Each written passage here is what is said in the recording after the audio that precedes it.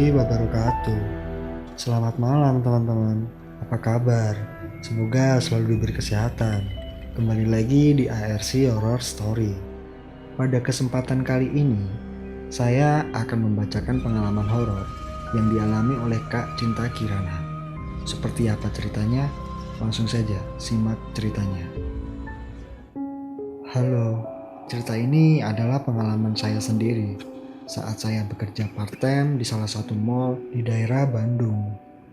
Sesampainya di atas, kami membuka rolling door dan merapikan meja serta barang-barang lainnya. Disusul kemudian dengan kedatangan bos. Yang lebih aneh lagi, tiba-tiba bos meminta kami semua ikut bersamanya menaiki lift sampai ke basement tempat di mana mobilnya terparkir, dan akan mengantarkan kami menggunakan mobil sampai ke parkiran motor yang berada di samping mall.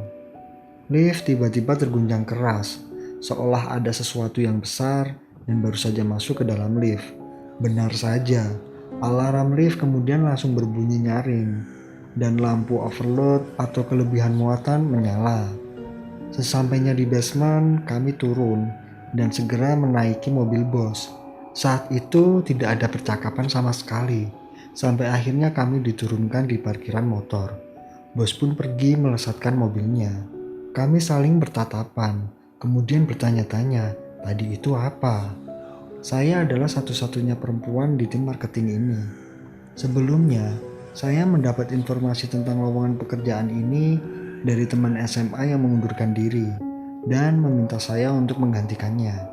Akhirnya, karena saya dan kelima teman saya pada saat itu sedang membutuhkan uang untuk biaya sehari-hari, kami pun mengambil pekerjaan tersebut.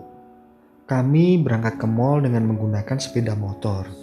Saya berponcengan dengan Ridho, sisanya menggunakan motor masing-masing. Setibanya di sana, kami langsung menuju lantai paling atas. Tempat kursus kami memang terletak di lantai paling atas dan berada persis di depan tempat permainan anak Game Master. Lantai atas ini juga merupakan food court, sehingga banyak counter-counter makanan bahkan restoran dengan meja dan kursi yang berderet di sana-sini. Hari itu seperti hari Rabu biasanya. Saya dan kelima teman saya, sebut saja Ridho, Sulaiman, Ilyas, Angga, dan Kor, selepas kuliah sekitar pukul 5 sore, kami berangkat untuk kerja part-time, menjadi marketing di tempat kursus, dan penjualan instrumen musik di satu mall di Bandung. Memang aneh, ada tempat kursus di tempat seperti ini. Tapi bos kami memang mengusung tema bahwa musik bisa dipelajari di mana saja, termasuk di mall. Bos kami sebenarnya bekerja di salah satu kantor swasta ternama di Bandung. Jadi, mengelola tempat kursus ini bukan sebagai pekerjaan utama, hanya sebagai hobi saja sambil mengisi waktu sepulang kerja. Tempat kursus kami buka dari jam 6 sampai jam 9 malam.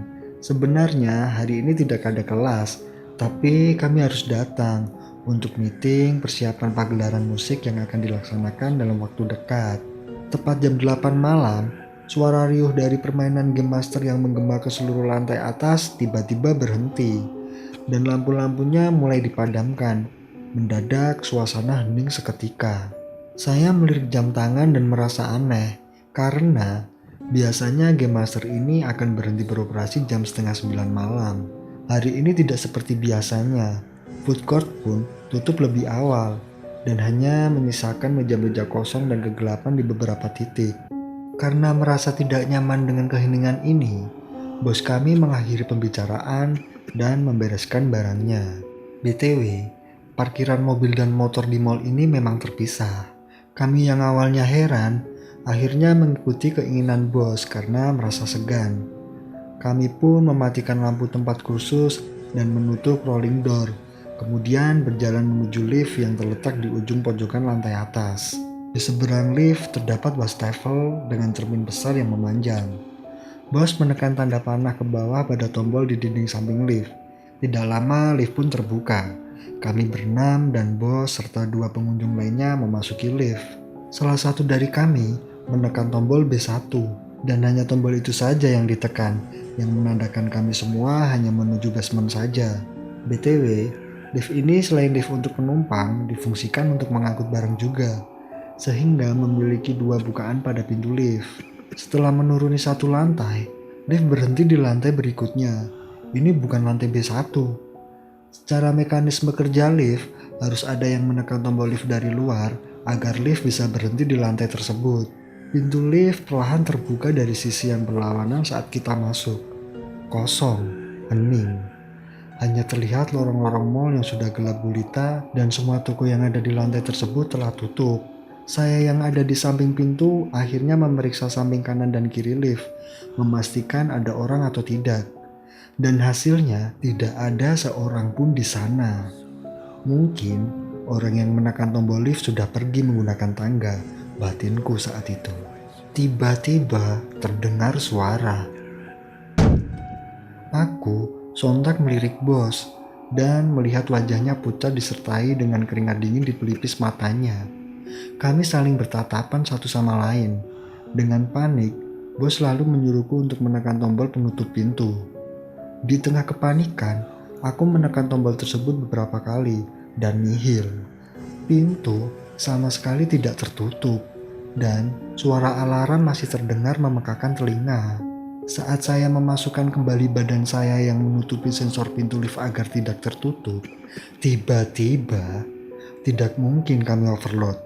Karena dari lantai atas alarm tidak berbunyi dan kami hanya bersembilan dengan lift yang berkapasitas 13-15 orang. Dan tidak mungkin juga salah satu dari kami turun di lantai yang gelap ini dan mengalah untuk menaiki tangga. Aku masih berusaha menekan tombol lift agar tertutup sambil merapalkan doa di dalam hati, berharap semua kejanggalan ini segera berakhir. Beberapa saat kemudian, akhirnya hening seketika. Alarm lift tidak lagi menyala, disusul dengan pintu lift mulai tertutup, dan lift kemudian bergerak menuju basement. Kami semua membisu seketika dengan guratan pucat di masing-masing wajah. Tapi tidak ada seorang pun yang bisa menjelaskan kejadian tadi. Kami pun bergegas pulang dengan meninggalkan tanda tanya besar di antara kami. BTW, belakangan ini, mall tersebut seringnya hanya ramai sampai jam 6:30 malam saja. Kebanyakan para pedagang memilih tutup lebih awal. Aneh memang, untuk mall di tengah kota sudah sepi pengunjung pada jam tersebut. Jadi itulah teman-teman, cerita singkat yang cukup menyeramkan dari Kak Cinta Kirana. Semoga teman-teman bisa mengambil hikmah dan pelajaran dari pengalaman yang sudah Kak Cinta Kirana alami. Terima kasih buat teman-teman yang sudah mampir ke channel ARC Horror Story.